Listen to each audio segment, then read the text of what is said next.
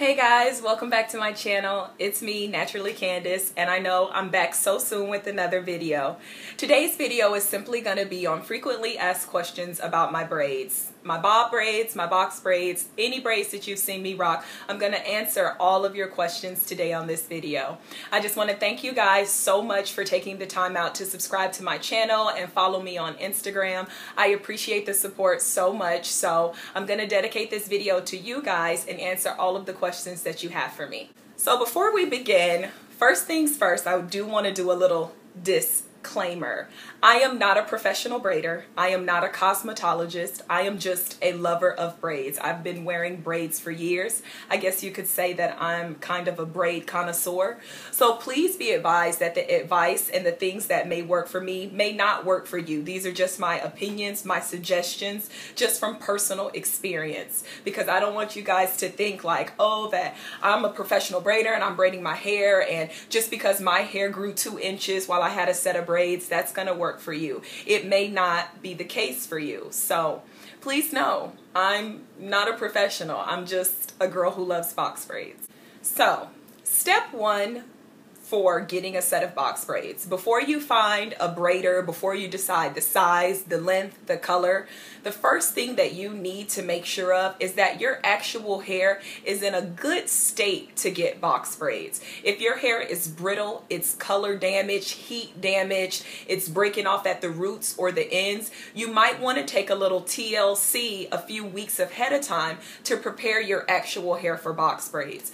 Even though box braids are a protective style, they do cause a little tension on your hair if you don't have the correct braider.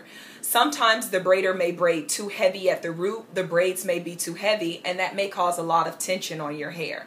So first things first, you always want to make sure that your actual hair is treated and in a healthy state before you decide to do a set of box braids. So the next step in getting a set of box braids, which is actually the most important step, well, the most important step to me, is finding a good quality braider.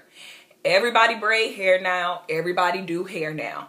I am very picky about my hair. I am the customer. I am paying for a service. I have a right to be picky about my hair.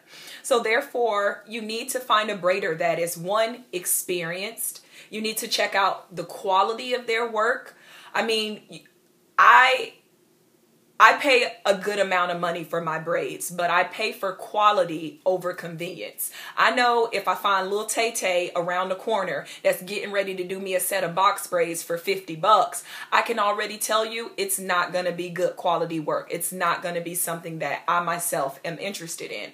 I prefer to pay for quality and good work. When I go to my braider, she already knows not to braid my edges too tight, to leave my edges loose so that I'm not causing too much tension. If you go into boom quee and she's gripping your scalp to the point that I can see your meat folding over, trust me, that's not a good look and that's not a protective style. So after you get your hair ready, you find you a braider, you have the appointment, the next step is, of course, the hair. I get this question so much from you guys. What kind of hair do you use? What kind of hair do you use? Okay. So for my traditional long box braids, I always use Expressions hair. Expressions. It's good quality hair. It's especially good for box braids because it doesn't tangle and it doesn't thin as my braider is braiding my hair. Expressions does have a tendency to be a little on the high side. I know at one beauty supply store I was getting it for $5.99 a pack. And I was using about 6 to 7 packs, and then I actually found it across town. It was only $1.99 or maybe $3.99. But like I said, I'd rather pay for quality, and I know Expressions is good quality hair, and that's what my braider prefers to use. But for my bob braids, I use traditional throwback Kanakalanen. I believe that's how you say it, Kanakalanen hair. The 99-cent braid hair. And for the set, I did use 12 packs, and I know it does sound like a lot of hair, but I actually didn't use complete 12 packs. My braider used a technique where she bands it and threads it out at the end, so I guess it doesn't ravel, whatever she does. And so we kind of cut the hair in half, and then she threaded it and banded and pulled it out to get the ends together. So it wasn't a complete, I guess, full 12 packs. But my My go-to favorite hair of all times, if you're going to get box braids, I'm definitely going to tell you, get Expressions. It's like 74 inches. It is good quality braiding. Alrighty, so let me get into some of these frequently asked questions. The most popular thing that I have been getting: where can you guys find these little gold wires, these gold little beady things? I have a whole video dedicated to this, guys. It's just simply on how to bling your box braids. As a matter of fact, let me show you.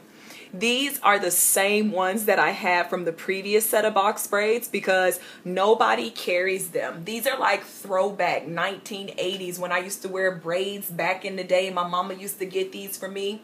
I got these from my local hair store and I was thinking like, oh, I can just go to the hair store and find these. Not so much. They are very hard to find. If you guys have them wherever you live at, send them to me. I will pay you guys to send me these. So the alternative to that, of course, is my little gold wiring. And like I said, there's a whole video on this. Just bought this wire at Walmart and literally wrapped it right around the braid. Alrighty, so who does your braids? Even though I tag her, I think in all of my pictures, I still get this question. This is my braider. Can you guys see? Her name is Wuday. Her Instagram is Bugabai, B-U-G-A-B-A-I. She even has a little link right there to her style sheet, and you can get right on there to make an appointment. If you're looking to make an appointment with my braider and you want my braids, these are the Poetic Justice braids, okay?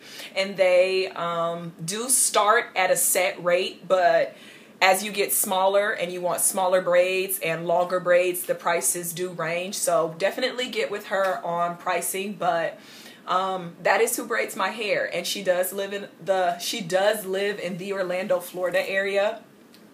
For those of you that know Orlando, Florida and know Central Florida, she does live pretty far. She lives past the UCF area, but she is definitely worth it. So check her out. Okay, so next up, did I recurl my bob and how do I maintain my bob? I have not recurled my hair. I got my hair done, I believe, April 12th, somewhere around that, and this is the same set of bob braids. I'm telling you, it's all about your braider to get that bend. I did notice that in some of my pictures, when I first got my bob was a little bit higher, but of course it fell, and maybe that's why you guys asked me, did I recurl it, because they do look a little longer sometimes. And also they get bunched up in the back, so I just have to take my hand to rub them through. But I did not recurl my bob. This is the same bob that I've had since I've been rocking the bob. And you guys want to know, how do I maintain my bob? Honest to God, I'm telling you, honest to God. I literally fall asleep every night with it just like this, or I may pull it back in a ponytail. I haven't wrapped it up. I haven't taken care of my bob how I do my box braids. Only because I was just trying it out. I didn't know if I really was gonna like it, so I really didn't take care of them. But as you can see, they held up pretty nice. The roots are definitely getting frizzy, so it's definitely almost time for them to come out. But as far as maintaining them and sleeping on them at night, I literally just pull them back and go to sleep on my satin pillowcase, and then in the morning just take them, flip them, flick it, wrist, flick them, flick them, flick them. All right.